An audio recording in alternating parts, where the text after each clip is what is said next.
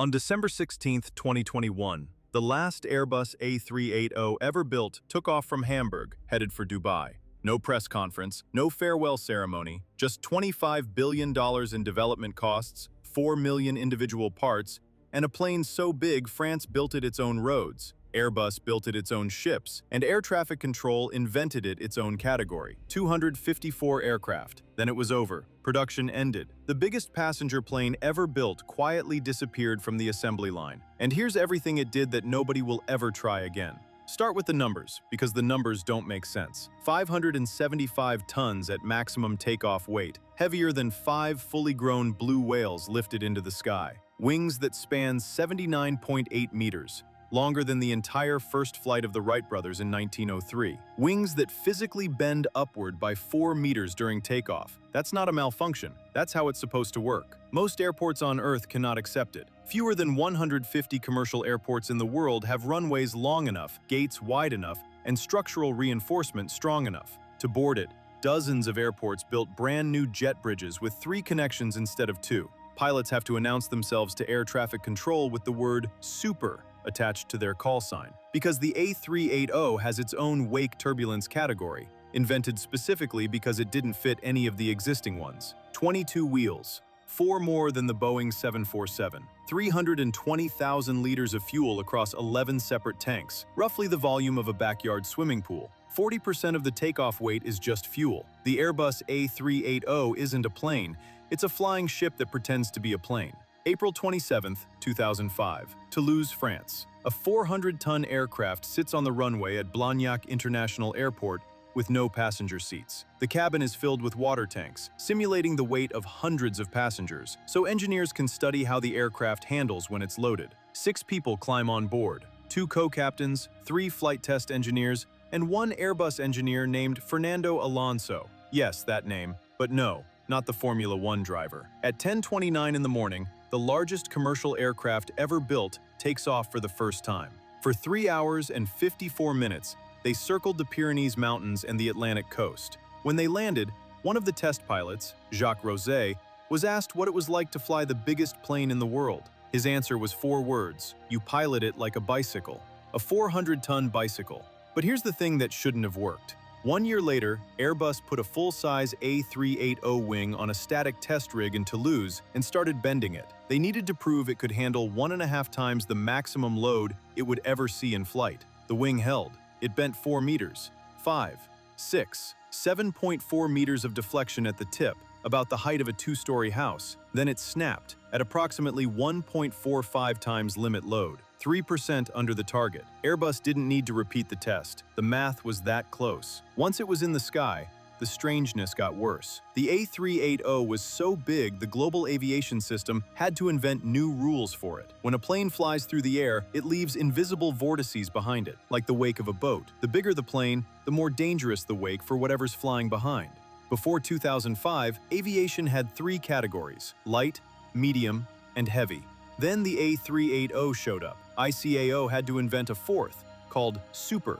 For years, only 1 commercial passenger plane in the world fell into that category. Here's what that actually means. On January 7, 2017, a German Bombardier Challenger business jet was cruising at 34,000 feet over the Arabian Sea, on its way from the Maldives to Abu Dhabi. An Emirates A380 passed overhead in the opposite direction at 35,000 feet, 1,000 feet of separation, exactly as every regulation requires. 48 seconds later, when the 2 aircraft were already 15 nautical miles apart, the Challenger hit the wake. It rolled at least 3 times. It dropped 9,000 feet. Both engines flamed out. The aircraft was written off, beyond economic repair. 5 of 9 on board were injured.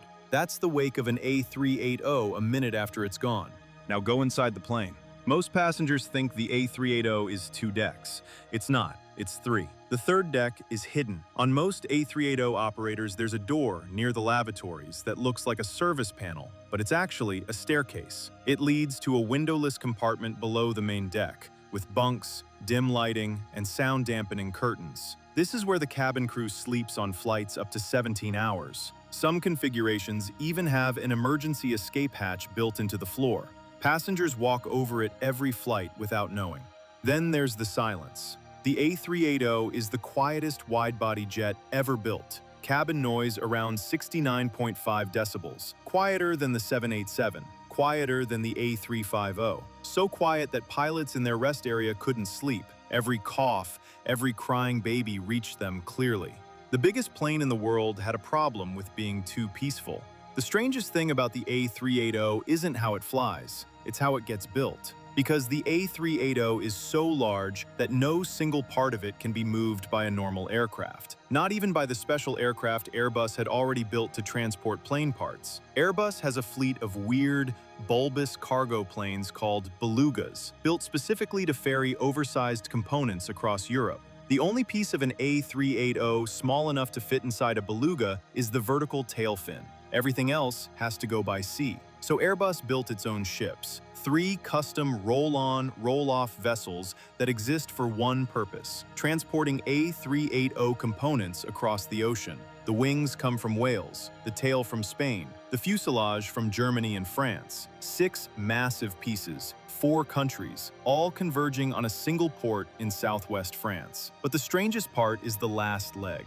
From the port, the parts still have 240 kilometers to go to reach final assembly in Toulouse. So the French government built a road, a dedicated route called the Itinéraire à grand gabarit. They widened bridges, raised power lines, rerouted villages. The convoy crawls through tiny French towns at night, with police escorts, 2 full nights to cover the distance. France built a 240-kilometer road for a single airplane. Everything we've talked about was theoretical until November 4th, 2010.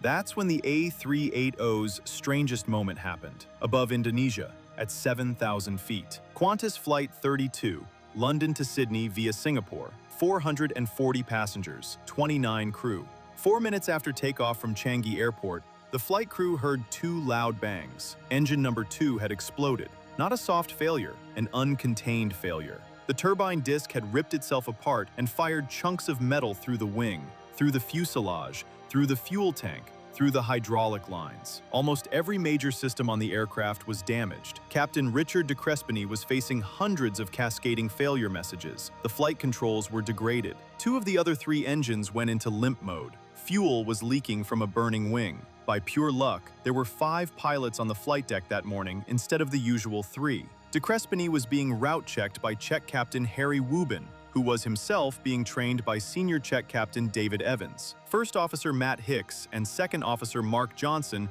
rounded out the crew. 71,000 combined flight hours. The plane that physically shouldn't have flown got, on its worst day, the crew it needed. For nearly 2 hours, the A380 just circled above Singapore while the crew worked through the failures, calculating whether the aircraft could even land. It landed. Safely. All 469 people walked off. No injuries. The plane that physically shouldn't have flown brought everyone home. But the A380 didn't die from a crash. It died from math. The $25 billion Airbus spent on the program needed roughly $90 million in profit from each aircraft to break even. They never got there. In February 2019, Emirates, the only airline still buying them in serious numbers, cut its remaining order from 162 aircraft to 123. That day, the A380 was dead. The last delivery flew out of Hamburg on December 16, 2021. The moon had already risen when the final A380 lifted off for Dubai.